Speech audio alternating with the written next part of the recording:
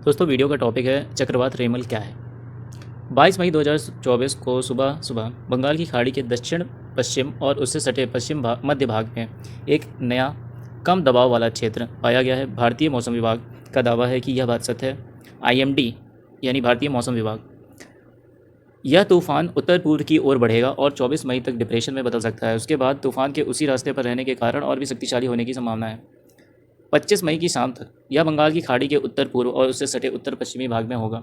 गहनता के पक्ष में स्थितियां क्या हैं? यूनाइटेड स्टेट्स नेवी के ज्वाइंट टाइफून वार्निंग सेंटर ने कहा है कि मौसम की स्थिति तूफान के और मजबूत होने के लिए अनुकूल है।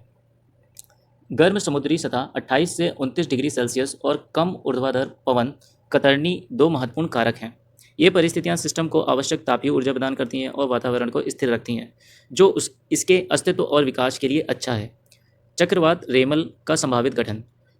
अमेरिकी वैश्विक पूर्वानुमान प्रणाली के पूर्वानुमानों के आधार पर 26 मई की सुबह तक बंगाल की खाड़ी के उत्तर पश्चिम में चक्रवात रेमल बन सकता है। इसके अतिरिक्त द वेदर चैनल ने स्वीकार किया है कि चक्रवाती तूफान आने की संभावना है। हालांकि इसका कहना है कि इसके गंभीर चक्रवाती तूफान बनने की संभावना कम है। प्रभाव भविष्यवाणियाँ। आईएमडी का कहना है कि 25 और 26 मई को पश्चिम बंगाल और उड़ीसा के कुछ जिलों में हल्की सी मध्यम बारिश होगी, जबकि अन्य जिलों में भारी बारिश होगी। पूर्वोत्तर भारत में मिजोरम, त्रिपुरा और दक्षिण मणिपुर जैसे जगहों पर भी ऐसा ही मौसम रहने की उम्मीद है। इसके अलावा 26 से 28 मई के बीच TWC ने असम, मेघालय, मणिपुर, मिजोरम और त्रिपुरा जैसे राज्यों में भारी बारिश की भविष्यवाणी की है, संभवतः 200 मिलीमीटर से भी ज़्यादा। निहितार्थ और तैयारियां।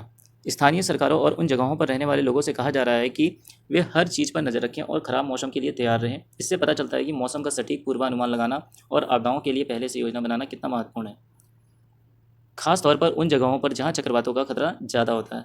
बंगाल की खाड़ी के बारे में कुछ तथ्य देखिए, ये बहुत ही इंपॉर्टेंट है। यहाँ से क्वेश्चंस आगे बन सकते हैं कि बंगाल की खाड़ी विश्व की सबसे बड़ी खाड़ी है, जो 21,72,000 वर्ग किलोमीटर से अधिक क्षेत्र में फैली हुई है।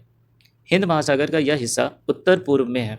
भारत, बांग्लादेश, म्यांमार और श्रीलंका सभी इसके किनारों पर हैं।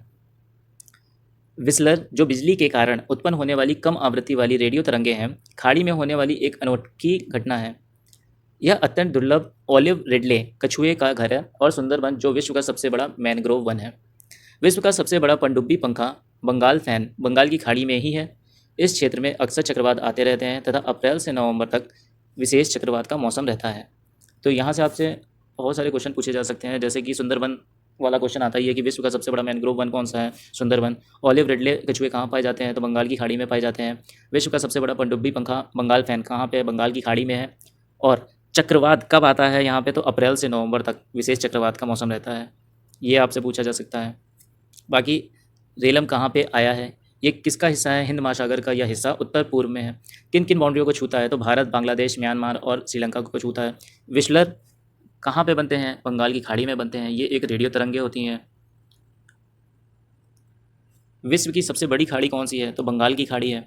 चक्रवात का असर कहाँ कहाँ दिखेगा? तो चक्रवात का असर असम, मेघालय, मणिपुर, मिजोरम और त्रिपुरा में दिखेगा। साथ ही साथ पश्चिम बंगाल में भी दिखेगा। और यह चक्रवात कब से कब आया है? तो 25 से 28 तारीख